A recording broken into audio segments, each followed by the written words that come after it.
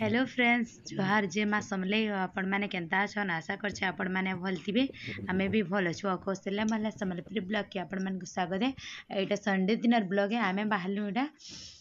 बुली आमे जाउछु एटा संबलपुर पीएचडी पड़ी यानी कि जेनु की पड़ी छे राष्ट्रीय आर्ट एंड क्राफ्ट रो मेला पड़ी छे बोले आमे सेन के बुलबा ले जाउछु एटा पहुंची गलु न देखु भल भल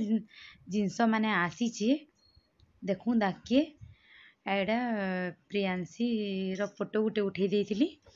देखूँ आ इनी फर्निचर माने थिला भल भलटा जेनटा की कार्ड रो देखूँ झुलाटे भी हेटा थिला आ प्रियांशी बाबू झुलु थिले सेनु तार परे एटा हमें बुलाबुली टिके कलु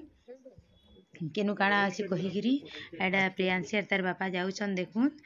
एंदा करी भल जिनस मैंने आसी थिला बाकी किनी बहुत दाम थिला साइकिल माने दे देखून प्रियांशी जे फर्निचर रो जिन के साइकिल हेटा कि देखुची आ मुई नेमी बोली कहूची बाकी आनमु कहूतिलु बेसी दाम थिला जिनटा भी देखबे किनी 300 रु 400 500 एंदा थिला हम सेनो चामच माने भी टिके देखुतिली जे 100 150 बोली कहूतिले आ एंता देखूं इनु किनी मूर्ति गमला